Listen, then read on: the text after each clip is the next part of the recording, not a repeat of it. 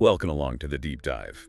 This is where we take a whole stack of sources, could be articles, research papers, maybe just our own notes, and we really sift through them. Yeah, we try to pull out the stuff that actually matters. Exactly. We want to give you that shortcut to, really being clued in, maybe surprise you with a few facts along the way.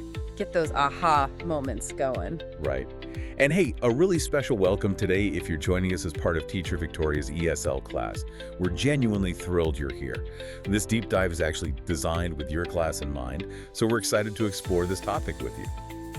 Today, we're tackling something that, well, everyone talks about it, argues about it, but maybe doesn't always fully get it. We're talking about free speech. It's one of those foundational ideas, isn't it? Especially in democracies. Totally, but it's way more complex than it often seems. For this dive, we've gathered quite a bit.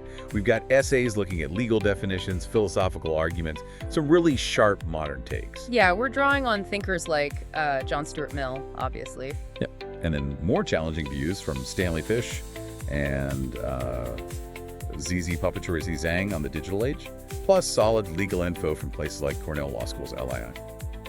So, our goal for you listening today, let's get past the shouting matches and the headlines. Let's try and build a really nuanced picture of what free speech actually is, what it maybe isn't, and frankly, why understanding it properly is, well, probably more crucial now than ever. Okay, let's unpack this. So when people hear free speech, I think the first thing that jumps to mind is usually the legal side, right? That protection it offers. Yeah, that's definitely the most common starting point. And it's fundamental. Free speech is widely seen as a basic right in democracies.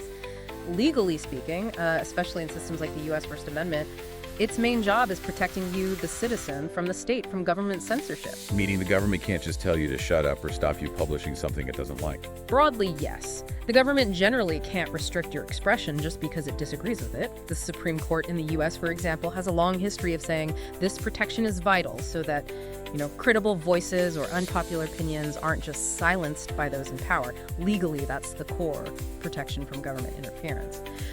But, and this is key, that's not the whole story. Philosophically, free speech is, well, it's bigger than just a legal rule. It's treated as a core civic value. A civic value. How so? It's rooted in this belief that open discussion, even argument, actually makes society stronger. The idea is that if you let all ideas out into the open, let them be debated and challenged. Even the really unpopular ones. Especially those. The thinking is that truth is more likely to win out in that kind of environment. Society benefits from, that clash of ideas. Okay, that's a really interesting shift from just a legal right against the government to something that's seen as, actively good for society. Where did these philosophical ideas really come from? Who shaped that thinking? Well, like a lot of these big ideas, it leans heavily on the Enlightenment. And if you're talking about the big guns, the most influential defender is almost certainly John Stuart Mill. Ah, on liberty. Right, exactly. Published back in 1859. Mill made this incredibly powerful case, and it was pretty radical for his time. He argued that even ideas we think are totally wrong, or maybe even offensive, are essential. Essential for what? For getting closer to the truth. He sort of had two main lines of argument. First, if you silence an idea and it turns out that idea was actually true or partly true, well, you've robbed humanity of the chance to swap error for truth. Okay, that makes sense. Don't want to accidentally suppress the truth. Right, but his second point is maybe even more interesting. He said even if an idea is completely false, you should still let it be debated. Why? Why let falsehood spread? Because, Mill argued, challenging the false idea actually forces us to understand the true idea better. We have to defend it, think about why it's true. Without that challenge, the truth can become what he called a dead dogma. A dead dogma? Yeah, like something you just believe because you were told to. Without really understanding why it's true or engaging with it, it becomes weak, brittle. So even debating falsehoods keeps our understanding of the truth sharp and alive. Wow. Okay, so Mill is basically saying, let almost everything fly, have this big marketplace of ideas, and truth will eventually win out. Which naturally makes you wonder, is free speech ever really unlimited? Because it feels like societies always draw a line somewhere. That's a super important clarification. And yeah, it's something often missed in, heated online debates. The reality is, no democracy, none, treats free speech as completely absolute. Not even the U.S. with its very strong First Amendment. So it's fundamental, but not infinite. Exactly. It's not a license to say absolutely anything without consequence. All legal systems, though they differ on the specifics, generally agree that some kinds of speech cause so much harm that they outweigh any potential public good. They fall outside protection. Like what, for example? What falls outside? Well, think about things like incitement to immediate violence. Speech that's specifically intended to get people to break the law right now and is likely to succeed. That's generally not protected. Okay. Or defamation knowingly making false statements that ruin someone's reputation. Fraud is another one. True threats, where you're seriously threatening violence against someone. Child pornography, obviously. These categories aren't protected speech. So the law tries to balance free expression against other harms, like safety or reputation. Precisely. It's a balancing act. The idea is that exercising your right to speak shouldn't completely trample on other people's rights or public safety. So while the protection is broad, it's not limitless. Okay, here's where it gets really interesting, and maybe messier than folks often admit. We've got the legal protection from the government, we've got the philosophical ideal of open debate, but I think there's a huge misconception floating around, especially nowadays, that free speech just means I can say whatever I want, whenever, and nobody can do anything about it. No consequences at all. Can you unpack that? Oh, absolutely. That misconception is exactly what the literary theorist Stanley Fish was getting at in his book, There's No Such Thing as Free Speech. And it's a good thing, too. It's a provocative title, right? Definitely catches your attention. His point wasn't that legal protections don't exist. His point was that speech never happens in a vacuum. It's not just words floating in space. What do you mean not in a vacuum? I mean, speech always happens in a context, a specific time, a specific place, to a specific audience, within a whole web of social norms, cultural expectations, power dynamics, rules. So the context shapes the speech. And the reaction to it. Fish argues that how people react to what you say always reflects those background norms and values. You might have the legal right to say something outrageous without being arrested. Right, the government can't stop you necessarily. But that doesn't mean there won't be social consequences. If you say something awful at work, you might get fired. Say something hurtful to friends, they might stop talking to you. Say something offensive online, you might face a huge backlash. So the law protects you from the state, but not from, say, your boss or Twitter. Exactly. The social sphere operates by its own rules and norms, and it imposes its own consequences. Fish's point is that speech is never truly free from that context and those potential social reactions. Okay, that idea of context is huge. How does that get amplified, or maybe even, like, warped in our world today? With the internet, social media, it feels like context is constantly shifting. The audience is potentially massive. Reactions are instant. You put your finger right on it. That context Fish described. In the digital age, it's not just there, it's hyper-reactive, incredibly volatile, and the scale is just unprecedented. ZZ Puppetrissi Zhang wrote about this really powerfully in A Private Sphere, Democracy in a Digital Age. She points out how technologies, social media, texting, everything have basically blurred the line. Blurred the lines between what?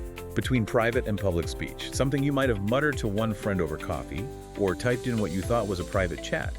Now it can be screenshotted, shared, and go viral globally in minutes. Right. Instant public spectacle. Exactly. And that massively magnifies both the potential reach of your expression and the potential intensity of the backlash. Your audience isn't just people who know you, understand your nuances. It's potentially millions of strangers interpreting your words through their own filters. And reacting instantly, often harshly. Often without the full picture, yeah. So this collapse of context, the speed, the scale, it makes navigating free speech way more complicated than just thinking about the law. And maybe that's a good point, especially for our listeners from Teacher Victoria's class, to think about how context shapes meaning. It's not just words, it's where and how they're said, right? Absolutely. That understanding of context is so fundamental, both for language and for navigating these social debates. Okay, so we've looked at the legal side, the philosophy, the messy reality of social context, especially online. Where does that leave us? If simply having the legal right isn't the whole picture, what does, I guess, true freedom of speech look like? So what does this all mean? Yeah, that's the million-dollar question, isn't it? I think when you pull all these threads together, what emerges is that genuine, meaningful freedom of speech needs more than just legal protection. More than just not being arrested. Right. It seems to demand, well, a commitment to ethical discourse. It's about building an environment where we can actually exchange ideas, even really difficult or challenging ones, without immediately trying to shut the other person down or shame them into silence. So it requires something from us, the speakers and listeners. Definitely. It arguably requires a certain level of maturity, the ability to handle disagreement constructively, to engage with ideas we find uncomfortable, rather than just trying to suppress them or attacking the person expressing them. It's about valuing the process of discussion, not just winning the argument. Okay, that makes sense. But why should you, listening right now, really care about getting into these weeds, these nuances? Why not just stick with the nimble "I can say what I want" idea? This raises an important question, and I think the answer is, well, it's crucial for navigating the world we live in. Understanding these deeper layers helps you in a few ways.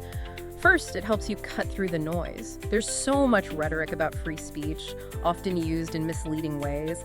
If you understand the difference between a legal claim, a social expectation, and just someone And finally, grasping these complexities helps you critically evaluate what free speech really means and needs in this hyper-connected, often incredibly reactive digital age.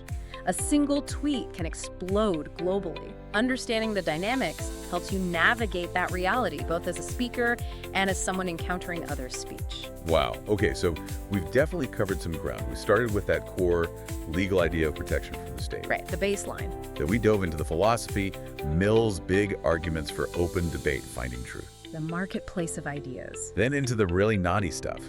Stanley Fish saying speech always has a context.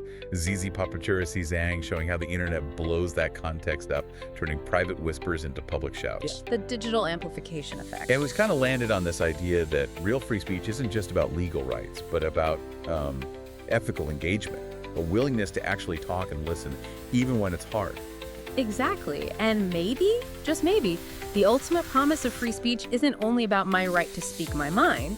Maybe it's also about our shared responsibility, to actively try and build an environment where diverse ideas, even ones that challenge us deeply, can actually be discussed with some thought, some respect, instead of just being shouted down instantly. Like building a better space for conversation itself. Yeah, maybe that's part of it too. Building understanding, not just broadcasting opinions. It's definitely something to think about, isn't it? A goal worth striving for, perhaps. That's a really powerful thought to end on. Thank you for walking us through all of that. It's been genuinely fascinating digging into these sources with you. And thank you everyone for joining us on the deep dive. And again, a really big thank you and welcome to everyone listening from Teacher Victoria's ESL class. We really hope this exploration of free speech was useful for your class. If you have any thoughts, any questions about anything we talked about, please do drop Teacher Victoria a message about the class. We'd love that. Until next time, keep digging deeper.